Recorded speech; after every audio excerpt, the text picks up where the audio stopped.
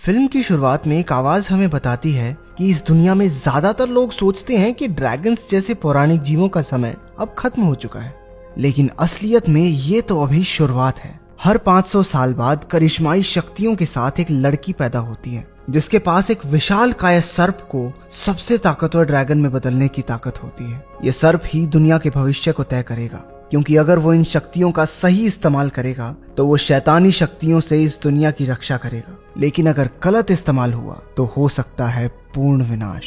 और अब समय आ गया है उस सर्प के जागने का। अमेरिका के लॉस एंजलिस शहर के बीचों बीच जमीन पर एक बहुत बड़ा गड्ढा हो जाता है। ये गड्ढा क्यों और कैसे हुआ इसका पता अभी नहीं चल पाया है। एक आदमी जिसे पुलिस वहां से हटा रही है चिल्ला रहा है कि एक विशालकाय जानवर धरती से निकला था। पुलिस वाले वहां छानबीन में लगे हुए हैं। ईथन केंड्रिक नाम का एक रिपोर्टर वहां पर एक वीडियो शूट करता है। वो देखता है कि धरती पर एक अजीब सा पैटर्न बना था। ईथन अपने ऑफिस में आ जाता है, लेकिन उस वीडियो से अपनी आंखें नहीं हटा पाता। इसे देखकर उसे एक कहानी याद आती है जो उसे जैक नाम के एक बूढ़े आदमी ने सुनाई थी जब वो एक छोटा बच्चा था। एक बार उसके पिता उसे जैक एंटीक्स नाम की एक दुकान पर लेकर गए थे, जहां उसने एक बहुत पुराना बक्सा देखा। अचानक उस बक्से में से रोशनी निकलने लगी। बक्सा खुला और उसके अंदर से कुछ निकला जो ईथन में समा गया। जैक समझ जाता है कि क्या हुआ था। वो मौका देखकर ईथन को इमोगी की गाथा सुनाता है। चाइनीज भाषा में ड्रैगन को इमोगी कहा जाता है। इमोगी स्वर्ग में रहने वाले रहस्यमयी जीव थे।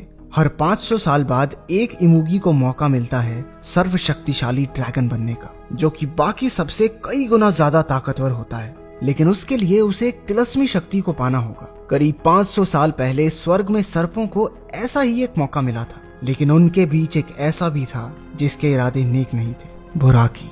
वो उस तिलस्मी शक्ति को पाना चाहता था जिसकी शक्ति से वो दुनिया में पाप का शासन कायम कर सके, लेकिन उसे ऐसा करने से रोकने के लिए तिलस्मी शक्ति को स्वर्ग से धरती पर भेज दिया गया, जो कोरिया के एक छोटे से गांव में गिरी। उसकी रक्षा के लिए उन्होंने स्वर्ग के एक ताकतवर योद्धा बोकम और उसके शिष्य हरम को भी धरती पर भेजा। उस गांव में नारीन नाम की एक लड़की का जन्म हुआ, जिसके कंधे पर जन्म से ही ड्रैगन का निशान था, जिसका सीधा मतलब ये था कि वो तिलस्मी शक्ति उस लड़की के अंदर है, और जब वो 20 साल की हो जाएगी तो उसके अंदर वो शक्ति पूर्ण रूप ले लेगी। बोकम एक छोटी उम्र से ही अपने शिष्य हरम को युद्ध की सभी कलाएं सिखाने लगा ताकि वो नारीन की रक्षा कर सके। वो उसे एक प्राचीन पदक देता है और कहता है कि वो हमेशा उसे अपने पास रखे। नारीन और हरम को एक दूसरे से प्यार हो जाता है। जैसे ही नारीन 20 साल की हुई, उसके गांव पर बुराकी की सेना ने हमला कर दिया। वो पूरे गांव को तहस नहस कर देते हैं। सैनिक हर लड़की के कंधे को देखते हैं ताकि ड्रैगन के निशान वाली लड़की को ढूंढ सके। आखिरकार नारीन उन्हें मिल जाती है, लेकिन हरम उसे ले जा रही सेना की टुकड़ी से लड़कर उसे बचा लेता है। वो नारीन को लेकर एक बड़े झरने के पास आया। बोकम उन्हें ढूंढते हुए जैसे ही वहां पहुंचा, उसे अपना दिया हुआ प्राचीन पदक वहां पड़ा हुआ मिला। अपने सैनिकों की नाकामी के बाद बुराकी खुद ही उन दोनों का पीछा करने लगता है।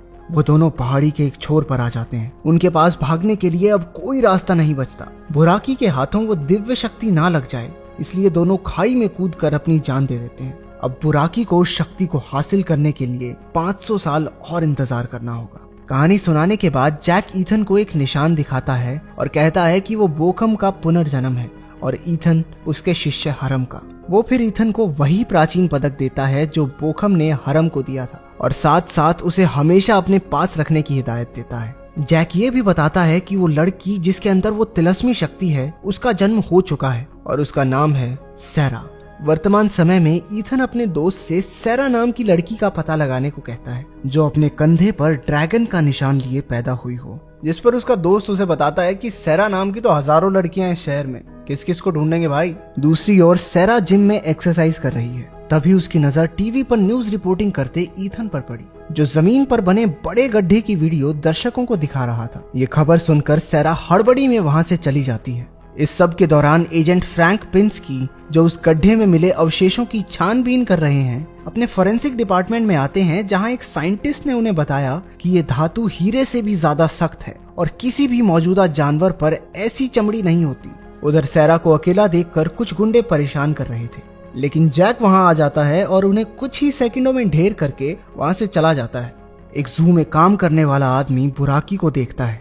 जो उसके सामने ही एक हाथी को खिलौने की तरह हवा में उछाल फेंकता है। सैरा पुलिस स्टेशन में है, जहां वो उन्हें समझाने की कोशिश करती है कि कैसे एक बूढ़े आदमी ने 3 बदमाशों को ढेर कर दिया और पुलिस के आने से पहले वहां से चला भी गया।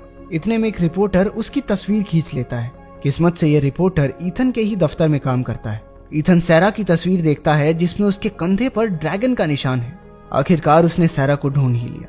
रात को सैरा की छाती में बहुत तेज दर्द होता है और वो एम्बुलेंस को फोन कर देती है। उसकी दोस्त ब्रांडी अपने बॉयफ्रेंड के साथ सैरा के घर उसके कुछ कपड़े लेने जाती है, लेकिन वो क्या जानते थे कि बुराकी के रूप में उनकी मौत वहां उनका इंतजार कर रही थी। बुराकी एक ही झटके में ब्रांडी को मार देता है और सैरा की तलाश जारी रखता है। अगले दिन ईथन और ब्रूस सैरा के घर जाते हैं, जहां पुलिस ने ब्रांडी के कत्ल की वजह से घेराबंदी की हुई थी।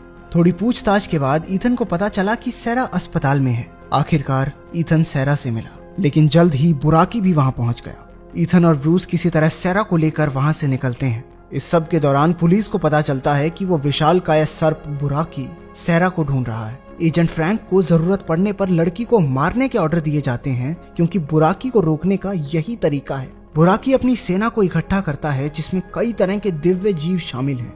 ईथन और सैरा ईथन के एक डॉक्टर दोस्त के पास जाते हैं, जो सैरा को हिप्नोटाइज करके उसके दिमाग में छिपी यादों को बाहर निकालने में उनकी मदद करता है। अचानक एक नीली रोशनी सैरा के अंदर से निकलने लगी और उसका शरीर हवा में तैरना शुरू कर देता है।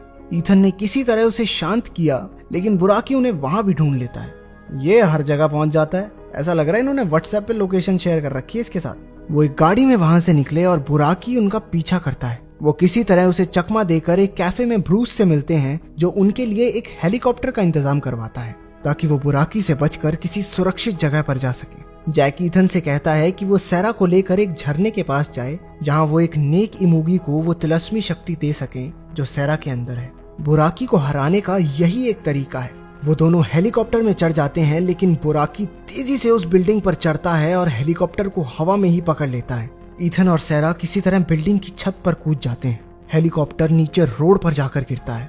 ऐसा होने से पुलिस समझ जाती है कि अब मामला इमरजेंसी का हो गया है। 2 लड़ाकू हेलीकॉप्टर वहां आकर बुराकी पर गोलियां बरसाने लगते हैं। इस सब में ईथन और सैरा को वहां से निकलकर भागने का मौका मिल जाता है। हेलीकॉप्टर बुराकी पर हावी पड़ते दिखाई दे रहे थे, लेकिन तभी वहां बुराकी की सेना आ जाती है। ड्रैगन्स का एक गुट हेलीकॉप्टर्स पर हमला बोल देता है और टैंकों से लड़ने के लिए भीमकाय जीव आ जाते हैं।